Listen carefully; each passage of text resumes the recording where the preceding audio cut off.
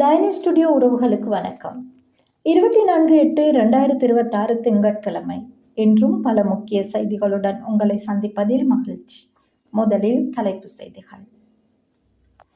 பதுளை போதனா வைத்தியசாலையின் மயக்கவியல் நிபுணர் சடலமாக மீட்பு. யாழில் மோட்டார் சைக்கிள் கார் மோதி விபத்து, பொறியியலாளர் பலி. யாழில் தொடர் வீடு புகுந்து திருட்டு, பெண் உட்பட 3 கைது. காத்தான்குடியில் விசேட போக்குவரத்து நடவடிக்கை. சிறையில் தியான நிலையில் பூஜித்த ஜெயசுந்தர. மலையக வீட்டு திட்டத்தை சுற்றி அரசியல் சர்ச்சை. மத்திய பேருந்து நிலையத்தில் சிசிடிவி மூலம் திருட்டு முயற்சி முறியடிப்பு.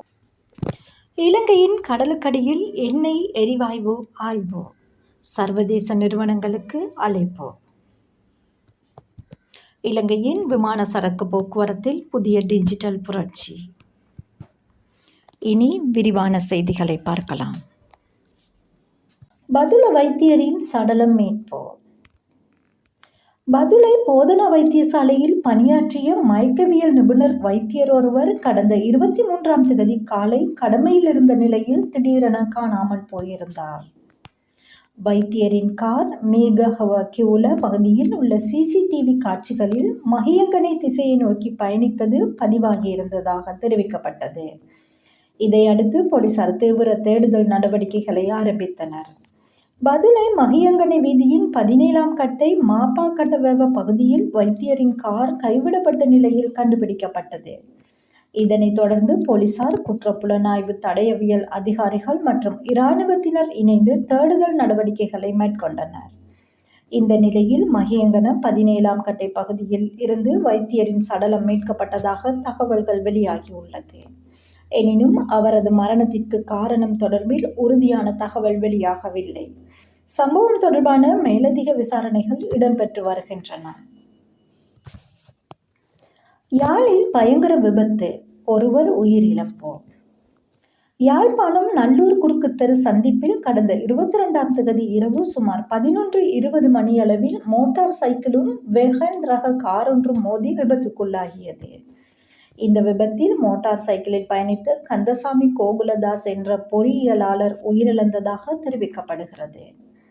அவருடன் பயணித்த சஞ்சீவன் என்பவர் காயமடைந்த நிலையில் வைத்தியசாலையில் அனுமதிக்கப்பட்டுள்ளார். விபத்தில் 2 வாகனங்களுக்கும் கடுமையாக சேதங்கள் ஏற்பட்டுள்ளன. மோட்டார் சைக்கிளில் பயணித்த இருவரும் தவளை கவசம் அணியவில்லை என்றும் அவர்கள் மதுபோதையில் இருந்ததாகவும் தகவல்கள் தெரிவிக்கின்றன. சம்பவ இடத்தில் மதுபான போத்தல்களும் மீட்கப்பட்டுள்ளதாக கூறப்படுகிறது. ஆனால் மதுபோதையில் இருந்தமை தொடர்பான தகவல் போலீஸ் அல்லது மருத்துவ பரிசோதனை மூலம் அதிகாரப்பூர்வமாக உறுதிப்படுத்தப்பட வேண்டும். விபத்து தொடர்பாக போலீசார் விசாரணைகளை மேற்கொண்டு வருகின்றனர். யாழில் தொடர் வீடு புகுந்து திருட்டு, 43 பவன் நகைகள் மீட்பு. யாழ்ப்பாண குடாநாட்டில் பல்வேறு பகுதிகளில் வீடுகளுக்குள் புகுந்து திருட்டு சம்பவங்களில் ஈடுபட்டதாக சந்தேகிக்கப்படும் பெண் உட்பட 3 சாவகச்சேரி போலீசார் கைது செய்துள்ளனர். அவர்களிடமிருந்து சுமார் 43 பவன் தங்க நகைகள் மீட்கப்பட்டுள்ளதாகவும் தெரிவிக்கப்படுகிறது.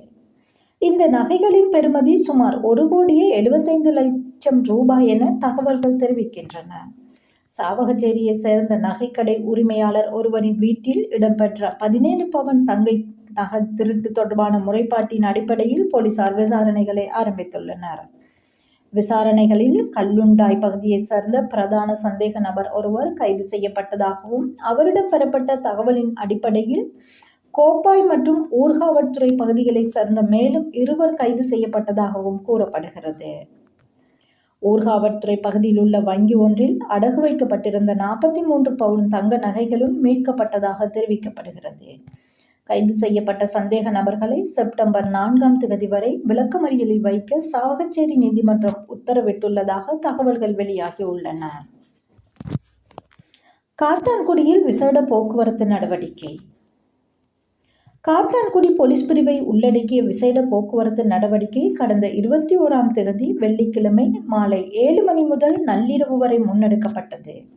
இந்த நடவடிக்கையில் 24 போலீஸ் அதிகாரிகள் மற்றும் 12 மோட்டார் சைக்கிள் பயன்படுத்தப்பட்டதாக தெரிவிக்கப்பட்டுள்ளது. ஹெல்மெட் அணியாமல் பயணித்தவர்கள், போக்குவரத்துக்கு இடையூறாக வாகனம் செலுத்தியவர்கள் மற்றும் போக்குவரத்து விதிமுறைகளை மீறியவர்களுக்கு எதிராக நடவடிக்கைகள் மேற்கொள்ளப்பட்டதாக கூறப்படுகிறது. மேலும் போதைப்பொருள் பயன்படுத்திய பின்னர் வாகனம் செலுத்தியதாக சந்தேகிக்கப்படும் நபர்களுக்கு எதிராகவும் நடவடிக்கை எடுக்கப்பட்டதாக தெரிவிக்கப்படுகிறது. இந்த விசேட நடவடிக்கை காத்தான்குடி போலீஸ் நிலைய பொறுப்பதிகாரி AMRN அழகக்கோன் IP தலைமையில் முன்னெடுக்கப்பட்டதாகவும், சிறுவர் மற்றும் மகளிர் பிரிவு பொறுப்பதிகாரி ரிசான் மதுசாந்த IP, போக்குவரத்து பொறுப்பதிகாரி சனவிரட்ன ஆகியோரும் இதில் பங்கேற்றதாகவும் தெரிவிக்கப்பட்டுள்ளது. சிறையில் தியான நிலையில் பூஜித் ஜெயசுந்தர. முன்னாள் போலீஸ் மா அதிபர் பூஜித் ஜெயசுந்தர சிறையில் தியான மற்றும் ஆன்மீக நடவடிக்கைகளில் ஈடுபட்டு வருவதாக தகவல்கள் வெளியாகியுள்ளன. சிறை வாழ்க்கையிலும் அவர் அமைதியாக இருந்து தியானத்தில் ஈடுபடுவதாக கூறப்படும் தகவல்கள் சமூக வலைத்தளங்களில் கவனம் பெற்றுள்ளன. அவரது நடத்தையில் ஏற்பட்டுள்ளதாக கூறப்படும் மாற்றம் தொடர்பில் பல்வேறு கருத்துக்கள் வெளியாகி வருகின்றன. மலையக வீட்டுத் திட்டம் குறித்து அரசியல் சர்ச்சை. மலையக மக்களுக்காக முன்னெடுக்கப்படும் வீட்டுத் திட்டம் தொடர்பில் அரசியல் ரீதியாக பல்வேறு விமர்சனங்கள் முன்வைக்கப்பட்டு வருகின்றன. கடந்த காலங்களில் மலையகத்தில் கட்டப்பட்ட வீடுகள் மற்றும் முன்னாள் அரசாங்கங்களின் சேவைகள் குறித்து ஆதரவாளர்கள் கருத்துக்கள் வெளியிட்டு வருகின்றனர். அதேவேளை கடந்த கால வீட்டுத் திட்டங்களில் கமிஷன் பெறப்பட்டதாக முன்வைக்கப்படும் குற்றச்சாட்டுகளும் அரசியல் விவாதமாக மாறியுள்ளன. தற்போதைய அரசாங்கத்தின் வீட்டுத் திட்டத்தை விமர்சிப்பவர்கள் கடந்த காலங்கள் தாங்கள் மேற்கொண்ட சேவைகள் குறித்தும் விளக்க வேண்டும் என கருத்துகள் முன்வைக்கப்படுகின்றன. CCTV மூலம் திருட்டு முயற்சி முறியடிப்பு. கொழும்பு செட்டித்தெரு மத்திய பேருந்து நிலையத்தில் பொருத்தப்பட்டுள்ள CCTV கண்காணிப்பு அமைப்பின் உதவியுடன் பயணி ஒருவரின் பயணப்பையை எடுத்து சென்றதாக கூறப்படும் சந்தேக நபர் அவர் துரிதமாக பிடிக்கப்பட்டதாக தகவல்கள் வெளியாகியுள்ளது. CCTV கண்காணிப்பு மையத்தில் இருந்த அதிகாரிகள் சம்பவத்தை அவதானித்ததை தொடர்ந்து சந்தேக நபர் வெளியேறும் வாயிலை அடைவதற்கு முன்பாக நடவடிக்கை மேற்கொள்ளப்பட்டதாக கூறப்படுகிறது. பயணப்பையுடன் சந்தேக நபர் பிடிக்கப்பட்டதாகவும் தகவல்கள் தெரிவிக்கின்றன. இந்த சம்பவம் பொதுமக்கள் அதிகளவில் பயன்படுத்தப்படும் பேருந்து நிலையங்கள் மற்றும் முக்கிய இடங்களில் CCTV கண்காணிப்பின் முக்கியத்துவத்தை எடுத்துக்காட்டுவதாக அமைந்துள்ளது. இலங்கையின் முக்கிய பேருந்து மற்றும் ரயில் நிலையங்களிலும் இத்தகைய பாதுகாப்பு அமைப்புகள் மேலும் விரிவுபடுத்த வேண்டும் என்ற கருத்துக்களும் முன்வைக்கப்படுகின்றன. இலங்கையின் கடலுக்கடியில் எண்ணெய் எரிவாயு ஆய்வு. சர்வதேச நிறுவனங்களுக்கு அழைப்பு. பல ஆண்டுகளாக பேசப்பட்டு வரும் இலங்கையின் கடலுக்கடியில் உள்ள எண்ணெய் மற்றும் இயற்கை எரிவாயு வளங்களை மீண்டும் ஆய்வு செய்யும் நடவடிக்கை தற்போது வேகம் எடுக்கிறது. சர்வதேச நிறுவனங்கள் இந்த திட்டத்தில் முதலீடு செய்து உண்மையில் வணிக ரீதியாக பயன்படுத்தக்கூடிய வளங்கள் கண்டுபிடிக்கப்பட்டால் அது இலங்கையின் எரிசக்தி துறையில் மிகப்பெரிய மாற்றத்தை ஏற்படுத்தக்கூடும். ஆனால் இலங்கைக்கு உண்மையான பயன் கிடைக்க வேண்டுமெனில் இந்த திட்டம் வெளிப்படையாகவும் நாட்டின் நலனை முன்னிலைப்படுத்தியும் செயல்படுத்தப்பட வேண்டும். இலங்கையின் கடலுக்கடியில் உண்மையில் எவ்வளவு வளம் இருக்கிறது? அடுத்த கட்டத்தில் என்ன நடக்கப் போகிறது? ஆகஸ்ட் 25ஆம் தேதி வெளியாகும் அதிகாரப்பூர்வ அறிவிப்புகளுக்கு பின்னரே மேலும் தெளிவாக தெரிய வரும் என எதிர்பார்க்கப்படுகிறது. இலங்கையின் விமான சரக்கு போக்குவரத்தில் புதிய டிஜிட்டல் புரட்சி. இலங்கையின் விமான சரக்கு போக்குவரத்து மற்றும் சுங்க அனுமதி நடவடிக்கைகளை மேலும் வேகமாகவும் திறமையாகவும் வெளிப்படையாகவும் மாற்றுவதற்காக புதிய ஏர் கார்கோ கம்யூனிட்டி சிஸ்டம், அதாவது ACCS என்ற டிஜிட்டல் அமைப்பை அறிமுகப்படுத்தும் நடவடிக்கையை துறைமுகங்கள் மற்றும் சிவில் விமான போக்குவரத்து அமைச்சு மீண்டும் முன்னெடுத்துள்ளது. பொதுவாக ஒரு விமான சரக்கு இலங்கைக்கு வரும்போது விமான நிறுவனம், சரக்கு முகவர்கள், சுங்கத்துறை, விமான நிலைய அதிகாரிகள், இறக்குமதியாளர்கள், ஏற்றுமதியாளர்கள் மற்றும் பல்வேறு நிறுவனங்கள் அந்த சரக்குடன் தொடர்புடைய தகவல்களை பரிமாறிக்கொள்ள வேண்டியுள்ளது.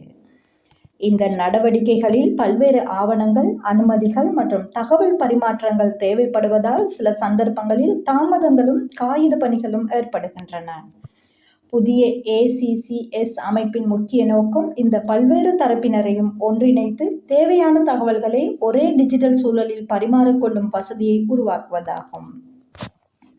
இந்த அமைப்பு நடைமுறைக்கு வந்தால் விமான சரக்கு அனுமதி மற்றும் கையாளும் நடவடிக்கைகளில் ஏற்படும் தாமதங்களை குறைக்கவும் காகித பணியை குறைக்கவும் முடியும் என எதிர்பார்க்கப்படுகிறது. இன்றைய செய்திகள் நிறைவடைகின்றன. மீண்டும் மற்றொரு செய்தியில் சந்திக்கும் வரை உங்களிடமிருந்து அன்பு வணக்கம் கூறி விடைபெறும் நாள் உங்கள் அன்பின் தயானி. நன்றி, வணக்கம்.